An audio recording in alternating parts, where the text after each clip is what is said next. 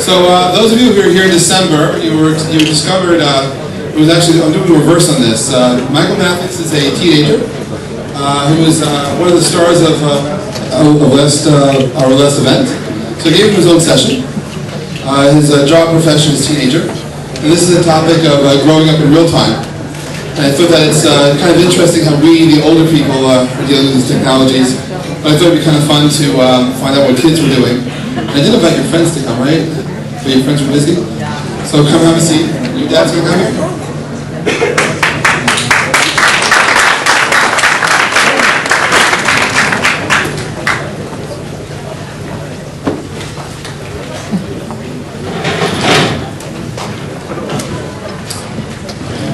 Inviting us, actually from China for inviting me to be with you.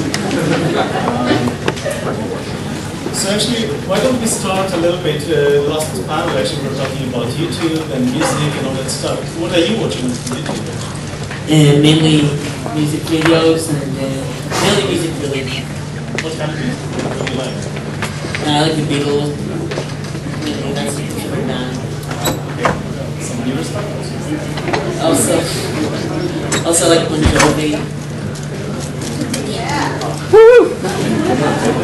So this is about growing in, I guess, in real time. Actually, do we have a slide there? Let me set it up a moment.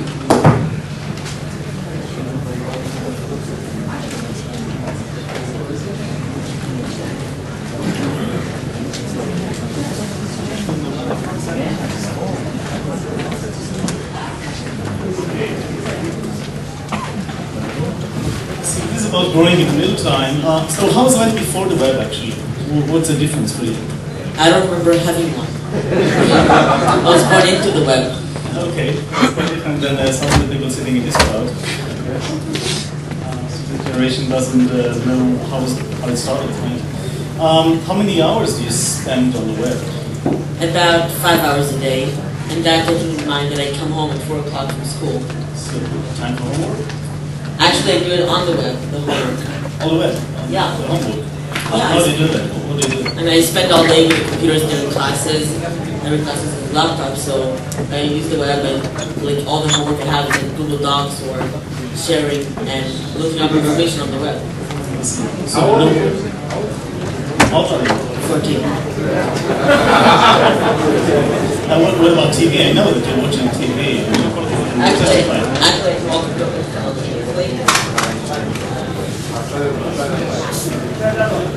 Okay. I actually do them simultaneously. I actually watch television while doing homework or Facebook or Twitter online. I see. So you don't just sit and watch TV, but you're doing it while doing something else? Yeah. So if you need to give up something, internet or TV, what will you give up?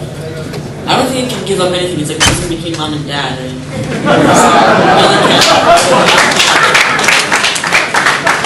So in your homework, when you need to go to use an encyclopedia, dictionary, what do you do? mainly I look it up on Google first, the topic, I research a little bit about it. Then I go to the Wikipedia, look straight for it. The thing I like about the web is that I don't actually have to read all the information. I can go to find it, look for the term where it appears in. Now, with so many hours on the web, when do you play? When do you meet friends? When do you play with them? Well, I think in my generation, hanging out with friends also comes to the term in Facebook or Twitter, or chatting on Facebook or Google Talk, that you chat or play games with on Facebook. So what kind of games do you play on the web? In Facebook, the main games that I play is chess and poker there. So you chess. So how many players did you play with? And the most I played was with 69 simultaneously. It's a simultaneous game, so that's really nice. Yeah. I can play with around the world people. Yeah, so this was quite intensive, I guess. 69 simultaneous games. Yeah. Did you win any? Yeah. So, and what about spending time with friends? So, what are the trade-offs? I mean, do you feel that perhaps you're spending too much time online versus meeting with them? I think that in this time, I don't think that you can spend too much time online. I don't think that it can be. I think that chatting with friends and actually being with them on Facebook is is somehow replacing hanging out with them. Although I still hang out with friends on a daily basis, so it's not really taking that. But I do think that it brings me more closer to more friends, and I can be with more people at one time. Okay, how about connection? Do you feel that the web provides you better connection with your family, or? Yeah, of course. I have a brother that's studying at university right now in New York, so through Facebook, Twitter, and Gmail, I can actually connect with him really easily. I can chat with him or send emails. Okay. Do you think that now you also started using iPhone, G-Phone, etc.? Do you find it useful? Is this going to make any difference in the future? Yeah, I mean, when I'm in the trips or in the car, I can always go on Facebook or Twitter, update the status, or an email, so I can also chat. So do you have a Twitter account? Yeah, I do. Did you use it recently in the last couple hours? Actually, I used it, I think, 5 minutes ago. To do what? To update the status every day. This is like the longest 5 minutes I've used in my life. Okay. Actually, I wanted to show a slide and ask you a question about that.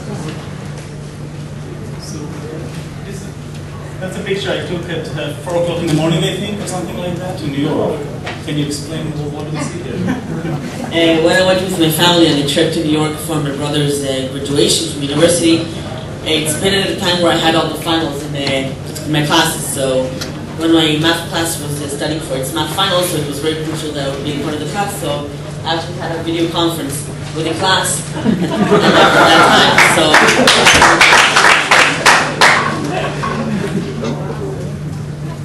So you actually participated in class?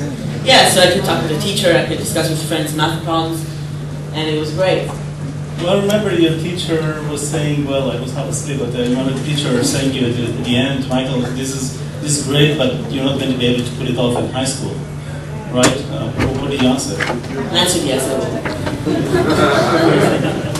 I actually think that in the future, this will be a very big part of school, video conferencing, and if you're away from school, then you can very easily see the class online, and I think it will be a great part of our lives in school.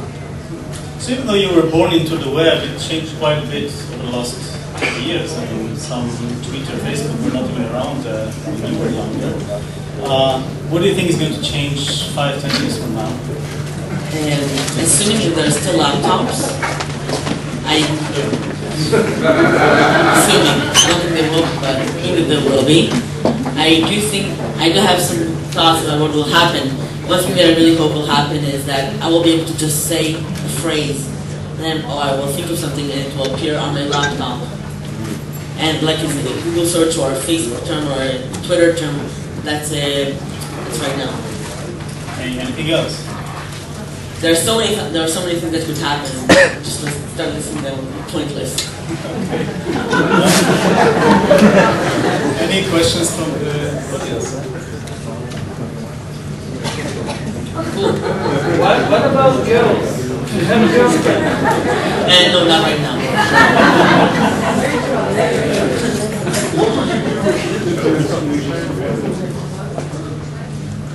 I don't even want to think of that scenario.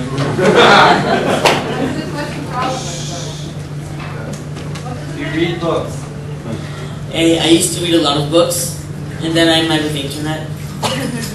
And Did you try any of the Kindle or any of the? yeah, I did, and I really like it. I sometimes read books on my Kindle, and I mean, it's just a lot harder to find yourself just reading a book this time when there's Facebook, Twitter going around, and everything is on the web.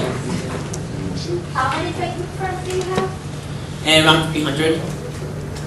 Have you met them all in person? Yeah, I only have the ones that I know in person. The US text messaging is still bigger than Twitter. Huh? In the US, text messaging for young kids is still bigger than Twitter. Is it the same in Israel?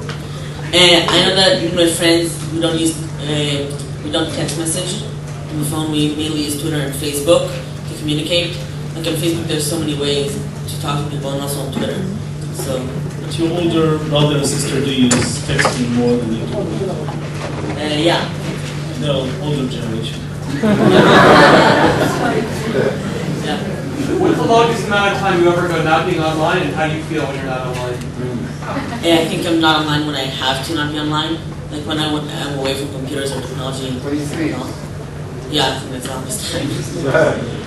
And now in a camp, you're not online, right? Yeah. And it is very hard to not be able to always know what's going on. That's life.